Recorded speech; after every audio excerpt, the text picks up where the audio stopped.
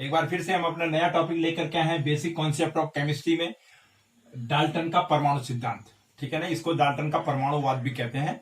Dalton atomic principles के नाम से इसको जाना जाता है। देखिए बेटा, इससे पहले थोड़ा सा मैं आपको बताऊं कि हमने लास्ट रासायनिक संयोजन के नियम कंप्लीट किए थे और देखिए उन नियमों में हमने गुणित अनुपात का नियम, द्रव्यमान संरक्षण का नियम, गैलोसाक का गैसीय आयतन संबंधी नियम, एवोगैड्रो नियम, ठीक है ना, और क्या नाम कहते हैं, निश्चित अनुपात का नियम जिसे हम स्थिर अनुपात का नियम भी कहते हैं, ठीक है, कांस्टेंट प्रोपोर्शन का नियम जिसे कहते हैं, वो क्लियर किए हैं। आपके वो कॉन्सेप्ट क्लियर हो गए होंगे। अब हम आगे बढ़ते हैं क्योंकि हमने वहां पे मैटर के बारे में बहुत सारी चीजें सीखी हैं। हमने ये भी देखा कि केमिकल अभिक्रियाएं जो होती होंगी तो उसके पीछे कोई ना कोई रूल अप्लाई होता होगा। आपने देखा कि निश्चित अनुपात के रूप में कोई भी तत्व जब आपस में मिलते हैं तब जाकर के यौगिकों का निर्माण होता है। अब हम चल रहे हैं डाल्टन के परमाणु सिद्धांत पे, जो डाल्टन ने 1808 ईस्वी में दिया। ठीक है ना, 1808 में डाल्टन परमाणु का एक नया सिद्धांत देकर के आए थे। उससे पहले परमाणु और अणु का कॉन्सेप्ट अच्छे से क्लियर नहीं था। लेकिन देखिए बेटा, ये माना गया है कि जो द्रव्य है, कोई भी पदार्थ यानी मैटर है, वो सूक्ष्मतम कणों से मिलकर के बना हुआ है। उन सूक्ष्मतम कणों को अविभाज्य कण नाम दिया गया था।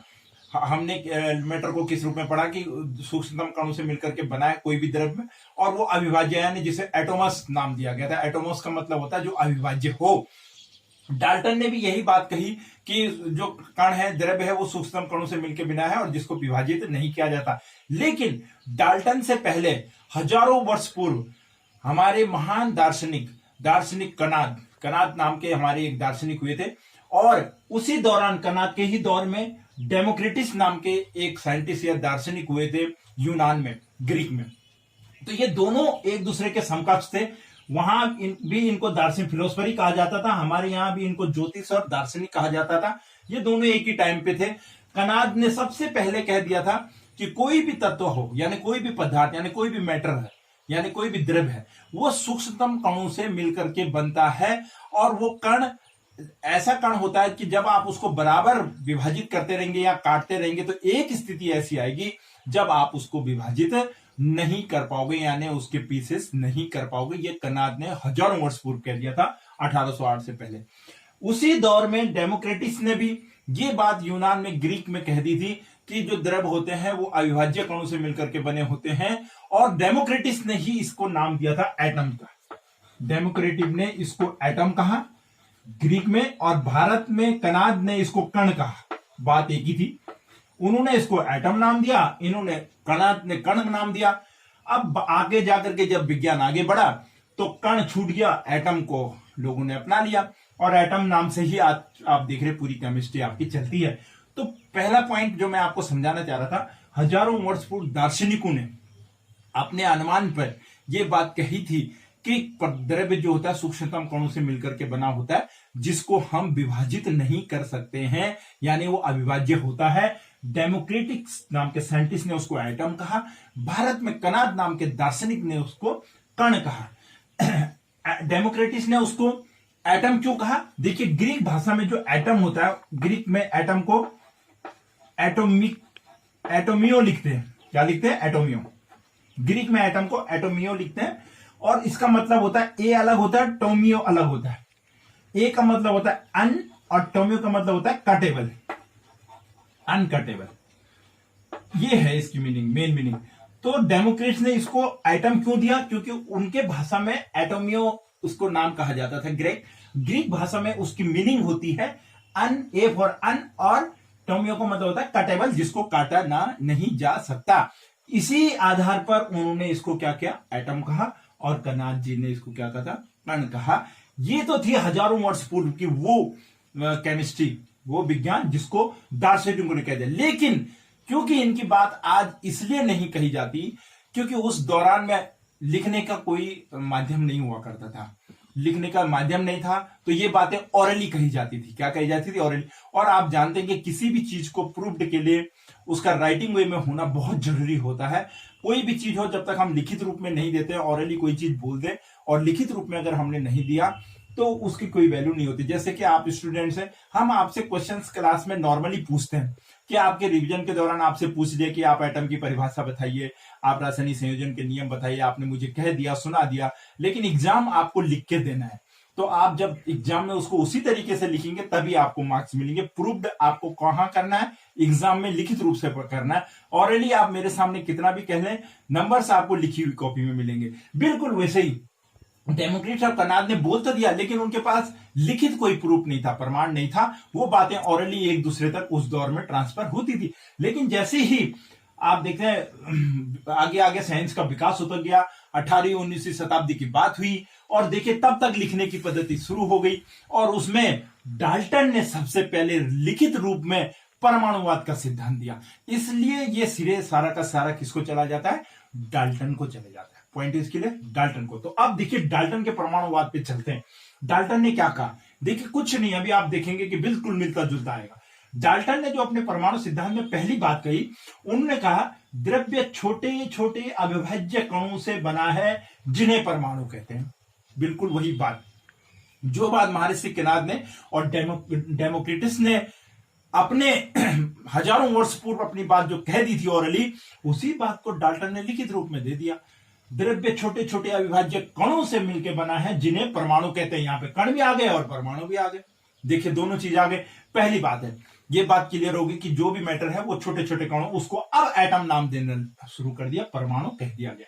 पॉइंट नंबर 2, एक ही तत्व के परमाणु के आकार, भार व अन्य गुण समान होते हैं।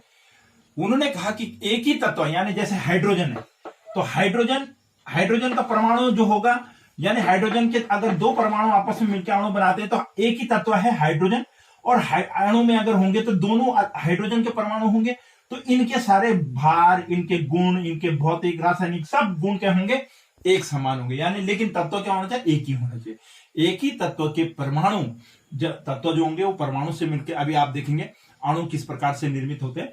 तो एक ही तत्व के परमाणु के आकार, भार एवं अन्य गुण सब समान होंगे। एक ही तत्व में जितने परमाणु होंगे उनका वेट, उनके बाकी गुण जितने भी हैं, उनके फिजिकल प्रॉपर्टीज, वो सब कैसी होंगी, एक जैसे होंगी। पॉइंट नंबर 2 कहा डाल्टन ने। Point is clear. Point number 3 क्या कह रहे हैं, बिल्कुल इसी का उल्टा है कि भिन्न तत्वों के परमाणु के गुण भिन्न भिन्न होते हैं और अणु भी भिन्न होते हैं।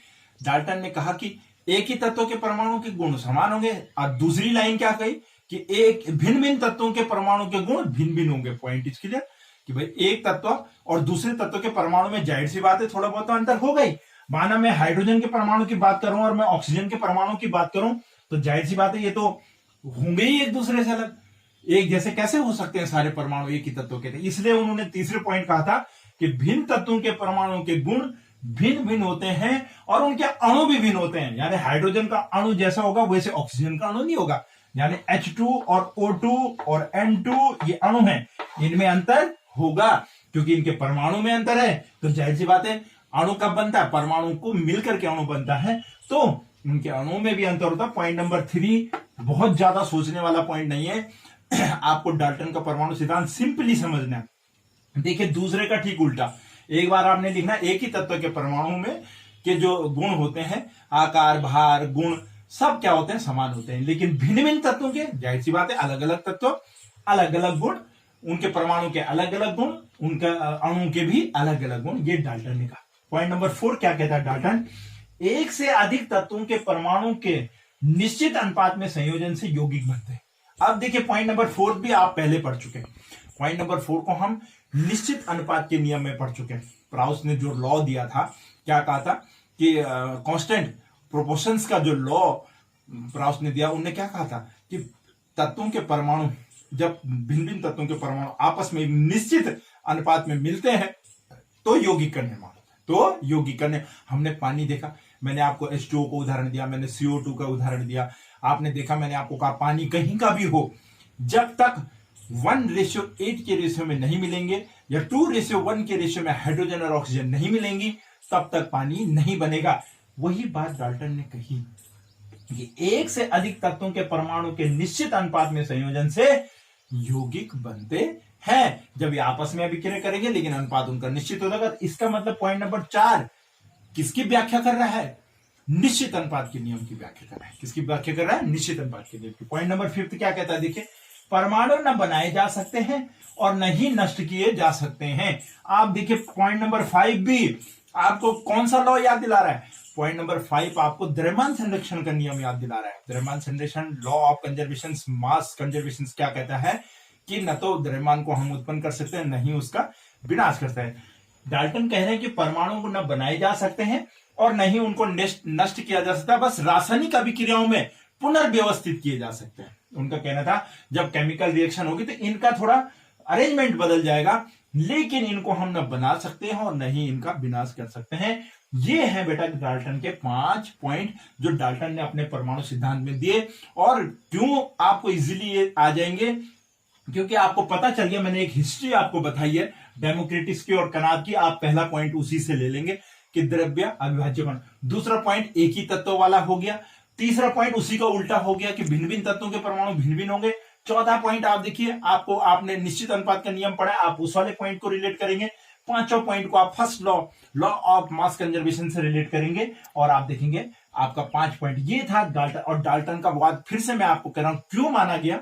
सबसे पहले क्यों कहा गया कि डाल्टन ने परमाणु सिद्धांत, क्योंकि डाल्टन ने ये चीज लिखित रूप में प्रस्तुत कर दी थी। इन लोगों के पास वो समय नहीं था, वो दौर नहीं था जब ये लिख के दे सकते थे, ये था। अब आता है कि डाल्टन के परमाणुवाद की कुछ सीमाएं भी हैं, वो मैं आपको ऐसे ही एक्सप्लेन कराता हूं कि ये कहां तक मान्य हुआ, डाल्टन का परमाणुवाद आगे बढ़ा या नहीं बढ़ा, फेल हुआ तो क्यों हुआ। देखिए इसका सबसे बड़ा रीजन ये था, पहला पॉइंट तो ये था कि डाल्टन ये नहीं बता पाया कि जो ये परमाणु की हम जो बात कर रहे हैं, जाहिर सी बात है कोई भी पदार्थ हो, कोई भी मैटर हो जिसमें बाहर होता है, जो स्थान घेरता है, तो जाहिर सी बात है उसकी कोई ना कोई स्ट्रक्चर तो होता होगा, उसकी कोई ना कोई आकार, कोई ना कोई संरचना तो होती होगी। तो डाल्टन का परमाणुवाद परमाणु की संरचना, एटॉमिक स्ट्रक्चर को कहीं व्याख्या नहीं करता। पॉइंट नंबर 1 क्या लिमिटेशन आई डाल्टन के कि परमाणु की बात तो कही, लेकिन यह नहीं बता पाया कि परमाणु का स्ट्रक्चर कैसा होता होगा, यानी परमाणु किस रूप में होते होंगे किसी तत्व में। एटॉमिक स्ट्रक्चर की कोई व्याख्या, कोई एक्सप्लेनेशन, कोई क्लू डाल्टन के परमाणु सिद्धांत से नहीं मिलता। पॉइंट नंबर 1 है एटॉमिक स्ट्रक्चर, यानी एटम की जो संरचना है उसके बारे में डाल्टन क्लियर नहीं कर पाया। लिमिटेशन नंबर 2 सिंपल है लिमिटेशन। आप समझते हैं कि कोई भी तत्व, मैंने आपको कह दिया, उसका कोई ना कोई संरचना होती होगी, जब संरचना की बात ही नहीं हुई तो एक्सप्लेनेशन ही नहीं हुआ। पॉइंट नंबर 2 ये क्या नहीं कह पाया, यहां पे अणु शब्द आया। डाल्टन परमाणु और अणु में अंतर भी नहीं बता पाया कि परमाणु और अणु जिन शब्दों का हम प्रयोग कर रहे हैं उनमें क्या अंतर होता होगा, क्या परमाणु और अणु कैसे बनते होंगे, ये इसके बारे में अणु की जो व्याख्या थी वो भी क्या है, डाल्टन नहीं कर पाया कि परमाणु और अणु में किस तरीके से हम अंतर करेंगे, वो अंतर भी डाल्टन नहीं समझा पाया। ये लिमिटेशंस रह गई किसकी, डाल्टन की। और इसीलिए डाल्टन थ्योरी, पहली परमाणुवाद की थ्योरी तो थी लेकिन आगे जाकर के इसको अपनाया गया, लेकिन इतनी सफल ये नहीं हो पाई। ये था बेटा हमारे पास डाल्टन का परमाणुवाद। आपके पास आता है, ध्यान रखिएगा एग्जाम में, कि डाल्टन के परमाणुवाद या परमाणु सिद्धांत को समझाइए। आपने ये लिखना है डाल्टन का परमाणुवाद परमाणु सिद्धांत। मैंने आपको 5 पॉइंट में एक्सप्लेन करा दिया, ये इसकी बात है और ये इसके पीछे कहानी है कि किस प्रकार से 1000 वर्ष पूर्व एटम जैसे शब्द की उत्पत्ति हो गई थी। ना बेटा अब हमारे पास है परमाणु का द्रव्यमान, यानी परमाणु द्रव्यमान, एटॉमिक मास या एटॉमिक वेट किसे कहेंगे, क्योंकि अब एटम है तो जाहिर सी बात है हमारे को जब पता लग गया कि द्रव्य सूक्ष्म कणों से मिलकर बना है जिसे हम एटम कहते हैं, अविभाज्य कण है, ठीक है, एटोमस या एटम जिसे हम कहते हैं, तो जाहिर सी बात है उसका कोई ना कोई भार होगा। उसको जो हम जानते हैं कोई भी द्रव्य हो उसका अपना कोई मास होता है, तो उस मास को कैसे डिनोट किया जाए, क्योंकि हम जानते हैं कि एटम बहुत सूक्ष्मतम कण होते हैं, बहुत छोटे छोटे कण है, तो जाहिर सी बात है उनका द्रव्यमान ज्ञात करने के लिए बहुत अच्छी तकनीक का प्रयोग आज के टाइम में जैसे किया जाता है। आजकल जो मॉडर्न एरा में किसी भी परमाणु के द्रव्यमान को जो ज्ञात करना होता है तो हमारे पास मास स्पेक्ट्रोमीटर है, यानी स्पेक्ट्रोमीटर के द्वारा, स्पेक्ट्रोमिति के द्वारा, या जिसको हम स्पेक्ट्रोमीटर कहते हैं, उसके द्वारा आजकल परमाणु का द्रव्यमान ज्ञात किया जाता है मॉडर्न एरा में। सोफिस्टिकेटेड यानी आधुनिक तकनीक है, लेकिन उस समय में जब 1808 में यानी 19वीं शताब्दी में एटम की खोज हुई तो उस वक्त आपको यदि वेट करना है तो आप कैसे करेंगे, तो उस समय यह माना गया कि कोई भी तत्व जिसका परमाणु का भार हमें लेना था, परमाणु भार, उसके लिए रिलेटिव मास का प्रयोग किया गया। किसका मास का? सापेक्ष द्रव्यमान, किसी के सापेक्ष। सापेक्ष का मतलब होता है रिलेटिव, रिलेटिव मतलब किसी दूसरे के सापेक्ष में तोलना। तो प्रायोगिक रूप से रिलेटिव मास का प्रयोग किया गया और इसके लिए सापेक्ष द्रव्यमानों का प्रयोग किया गया। तो सापेक्ष द्रव्यमान का प्रयोग कैसे किया गया मैं भी आपको समझाऊंगा। तो रिलेटिव यानी सापेक्ष द्रव्यमान लिया गया, तो इसका मीनिंग क्या है, इसके लिए किस चीज का प्रयोग किया गया? तो वैज्ञानिकों ने माना कि हाइड्रोजन सबसे हल्का तत्व था, ठीक है ना। हाइड्रोजन का परमाणु को ये माना सबसे हल्का है, तो हल्का मानने के कारण हाइड्रोजन को नाम दे दिया कि उसका जो द्रव्यमान होगा वो 1 होगा। हाइड्रोजन को क्या कहते हैं कि हाइड्रोजन सबसे हल्का है, उसके परमाणु द्रव्यमान को 1 मान लिया गया। और हाइड्रोजन के सापेक्ष अब एक तरफ आपका क्या है, हाइड्रोजन माना जिसको आपको तोलना है, उसमें एक तरफ आपका हाइड्रोजन और दूसरी तरफ है जिसको आपको तोलना है, उस साइड में आपने उसको, इसको कहते हैं रिलेटिव यानी सापेक्ष वेट निकालना। हाइड्रोजन को मान लिया गया, किसको मान लिया गया? हाइड्रोजन को मान लिया गया। अच्छा, अब मैं आपको थोड़ा सापेक्ष का एक और उदाहरण देता हूं। माना कि आप फ्रूट सेलर हैं, यानी फल बेचते हैं और आपके पास बहुत सारे फल हैं, ठीक है ना। आपके पास आम है, अमरूद है, पपीता है, सेब है, तरबूज है, और आप घर से जब निकले ठेले में सबको भर के, तो हुआ क्या कि आप अपना, सपोज आप अपना डिजिटल जो मीटर था उसको भूल गए, डिजिटल जो बैलेंस था आपका उसको भूल गए, ठीक है। अब जब आप आए तो आपके पास मात्र क्या था, आपका जो नॉर्मल तराजू था वो था, डिजिटल वाले को आप घर भूल गए। लेकिन जब आप मार्केट पहुंचे तो आपने देखा कि जो डिजिटल जो मैं तराजू लाया उसमें भी वाट नहीं है, जो वाट बने होते हैं, वेट जिन्हें हम कहते हैं, वो वेट भी आप घर में भूल गए। अब क्या करेंगे आप, अगर आपको सब्जी या फ्रूट अगर आपको बेचना है किसी को, तो अब आप क्या करेंगे? तो हुआ क्या कि माना आपने जब फ्रूट आप रख रहे थे तो उस समय आपने एक पपीते का या आप समझिए एक तरबूज को आपने ऐसे ही, अक्सर होता है ना कि आदमी देखता है कि अरे यार कितना है, माना आपने उसको अपने डिजिटल बैलेंस में तोल दिया, तो आपको ध्यान आ रहा है मैंने एक तरबूज उस समय वहां पे रखा था और उसका वेट लगभग 12 किलो या 10 किलो, ये जो भी है वो आया था। आपको लगा कि वो 10 किलो आया या 12 किलो आया, ठीक है ना। आपको ध्यान आया मैंने तरबूज रखा था, वो लगभग 12 किलो के आसपास या 10 किलो के आसपास। तो आप क्या करेंगे? अब आपने क्या किया कि उस तरबूज के बराबर 12 भाग कर दिए। ये 10 था तो चलो 10 भाग कर दिए बराबर। तो एक हिस्सा आपका, यानी 10 किलो आपको आइडिया था कि वो 10 किलो था, तो इट मीन क्या हुआ, एक हिस्सा आपका कितने का होगा? 1 kg का हो गया। यानी जो तरबूज आपने काटा उस तरबूज का एक हिस्सा आपका कितना हो गया, मतलब 1 kg का हो गया, ठीक है बेटा। अब आपको किसी को, अब कोई आपके पास आया और आपको उसको क्या देना है, 3 या 2 या 4 किलो आम आपको उसको सेल करना है, ठीक है ना। मतलब आपको उसको आम देना है, कोई आपके पास है मेरे को 4 किलो आम दे दो, तो अब आप क्या करेंगे? तराजू तो है लेकिन बाट नहीं है। अब आपने क्या बनाया, आपको आइडिया था कि तरबूज मेरा 10 किलो का था, मैंने उसके 10 पीस कर दिए, तो एक पीस कितने का हो गया? लगभग बराबर 1 kg का हो गया। तो अब आप क्या करेंगे, एक साइड तो आप तरबूज के कितने पीस रख लेंगे? 4 पीस रख लेंगे, और दूसरी साइड में आप क्या रख लेंगे? आम रख लेंगे। कितने आम रख लेंगे आप? 4 किलो के लगभग आपको आम रखने हैं, तो उस साइड में आप क्या रख लेंगे? आम रख लेंगे। ये आपने आम रख दिए इस प्रकार से, देखिए आप, और इस प्रकार से आपने लेने वाले को कहा कि ये लो आपके 4 किलो आम है, हो गए आपके ये आम है। ये हुआ आपका रिलेटिव मास, सापेक्ष मास। क्या निकाला? एक्यूरेट तो आपको पता नहीं था, तो आपने सापेक्ष रिलेटिव जो द्रव्यमान था या रिलेटिव भार के रूप में आपने उसको तोल करके दे दिया, अनुमानित रूप से, सापेक्ष रूप से, इसको कहते। तो इसी प्रकार से बेटा हाइड्रोजन को मान लिया गया कि इसके सापेक्ष सारे तत्वों के क्या करेंगे, हम तत्वों के परमाणु के द्रव्यमानों को नोट करेंगे। हुआ क्या कि हाइड्रोजन से जब तत्वों के द्रव्यमानों के को नोट करना शुरू किया गया या मापना शुरू किया गया, तो ये देखा गया कि जो हाइड्रोजन है वो बहुत सारे तत्व ऐसे आए तत्वों के परमाणु या तत्व ऐसे आए जो हाइड्रोजन से अभिक्रिया कर लेते। किससे अभिक्रिया करते हैं?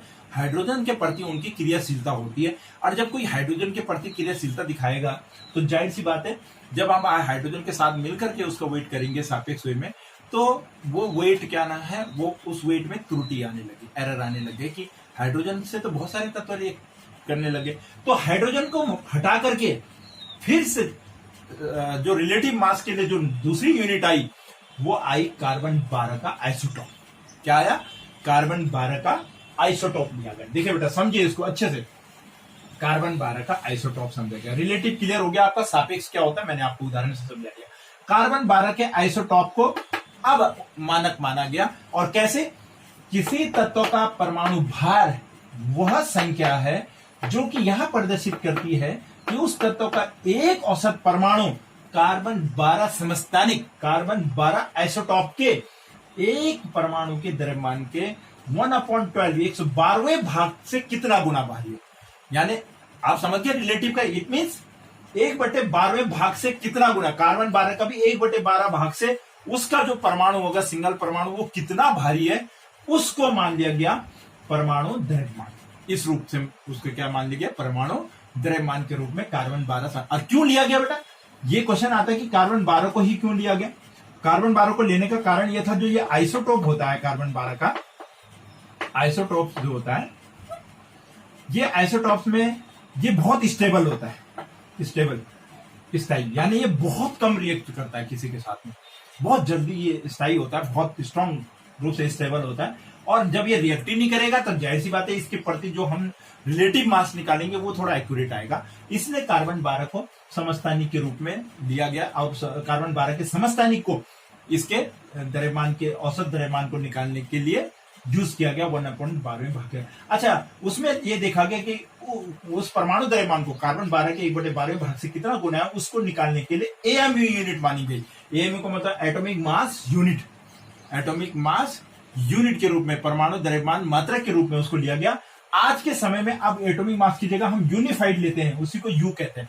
पहले हम एएमयू लिखते थे, अब यू लिखते हैं। देखिए जैसे हाइड्रोजन का अगर परमाणु द्रव्यमान हम लिखें तो हम ऐसे लिखेंगे, हाइड्रोजन का जब निकाला गया कार्बन 12 के साथ में तो 1.0080 आया, एएमयू में आया एटॉमिक मास, या उसी को हम क्या कहेंगे आज के दौर में? यूनिफाइड मास। उसी को हम क्या कहते हैं? कंफ्यूज नहीं करना, एएमयू और unified one of the same thing. पहले हम इसे एटॉमिक मास यूनिट कहते थे, अब हम इस शॉर्ट में इसको यू यानी यूनिफाइड मात्रक कहते हैं। तो परमाणु द्रव्यमान को हम यूनिफाइड के रूप में मापते हैं या एटॉमिक मास यूनिट के रूप में मानते हैं। ये है बेटा परमाणु द्रव्यमान। कार्बन 12 के आइसोटॉप का 1/12वें भाग से कितने गुना भारी है कोई परमाणु, उसको परमाणु का द्रव्यमान कहा जाता है। 19वीं शताब्दी में इसके द्वारा परमाणु के द्रव्यमान डिनोट किए गए। आज मॉडर्न एरा में, सोफिस्टिकेटेड एरा में मास स्पेक्ट्रोमिति के रूप में इसका प्रयोग किया जाता है। बहुत क्विकली और बहुत जल्दी किसी भी तत्व के परमाणु का परमाणु द्रव्यमान ज्ञात हो जाता है। टॉपिक है हमारे पास आणविक द्रव्यमान, मॉलिक्यूलर मास। देखिए परमाणु द्रव्यमान पढ़ लिया हमने, यानी जिसको हम परमाणु भार कहते हैं। अब हम कह रहे हैं मॉलिक्यूलर द्रव्यमान, मॉलिक्यूलर मास या मॉलिक्यूलर वेट, जिसे आणविक द्रव्यमान कहते हैं। आणविक द्रव्यमान यानी परमाणु से मिलकर क्या बनते हैं? अणु बनते हैं। Very clear. जब परमाणु आपस में मिलते हैं तो अणु बनते हैं, तो अणु का क्या भार होगा? ठीक है, अणु का क्या है? तो देखिए अणु के द्रव्यमान किसे कहेंगे? किसी अणु का आणविक द्रव्यमान उसमें उपस्थित विभिन्न तत्वों के परमाणु का योग होता है। विभिन्न तत्व यानी कोई अणु का अगर निर्माण हो रहा है तो विभिन्न प्रकार के तत्वों के परमाणु से हो रहा है। विभिन्न प्रकार के तत्वों के परमाणु मिलकर के आपस में अणु बनाते हैं। एक ही तत्व के परमाणु भी आपस में मिलकर अणु बनाते हैं। तो उन अणुओं का जो हम द्रव्यमान कैसे निकालेंगे? उन्हीं तत्व के परमाणु के द्रव्यमान को जोड़ करके निकालेंगे। जैसे देखिए बेटा CH4 मीथेन है हमारे पास। क्या है ये? इसका नाम क्या है? मीथेन। मीथेन गैस आपको पता है, आपको 10th में मीथेन। देखिए CH4 कैसे निकालेंगे? CH4 का आणविक द्रव्यमान बहुत सिंपल है, ध्यान रखिए। बोर्ड में, सॉरी आपके एग्जाम में भी, 11th एग्जाम में भी पूछा जाता है आणविक द्रव्यमान निकालने के लिए, और आपको इसे भी आनी चाहिए आणविक द्रव्यमान। देखिए कार्बन कितना है बेटा? नंबर्स में 1, तो 1 इंटू कार्बन का परमाणु द्रव्यमान जितना होगा उसको उससे मल्टीपल कर देंगे, प्लस दूसरा जो तत्व आएगा उसके बीच में प्लस का चिन्ह लगाएंगे। और कितने हैं? हाइड्रोजन 4, तो 4 इंटू हाइड्रोजन का द्रव्यमान, 4 इंटू हाइड्रोजन का द्रव्यमान। देखिए कैलकुलेट करते हैं, 1 इंटू कार्बन का होता है 12। अब जैसे जैसे आप आगे बढ़ते जाएंगे परमाणु द्रव्यमान सब आपको याद हो जाएंगे। 1 इंटू 12 प्लस हाइड्रोजन का कितना है? देखिए 4, कितने हाइड्रोजन है? 4, और एक हाइड्रोजन का कितना होता है? 1। तो टोटल कितना हो गया हमारा? 12 प्लस 4 इक्वल टू 16। अब यू या एएमयू, यूनिफाइड मास या एटॉमिक मास यूनिट, कितना आया? मीथेन एक अणु है जो किस किस तत्वों से मिलकर, किन तत्वों के परमाणु से मिलकर बना है? कार्बन और हाइड्रोजन। तो उसका अगर द्रव्यमान निकालना है तो कैसे निकला?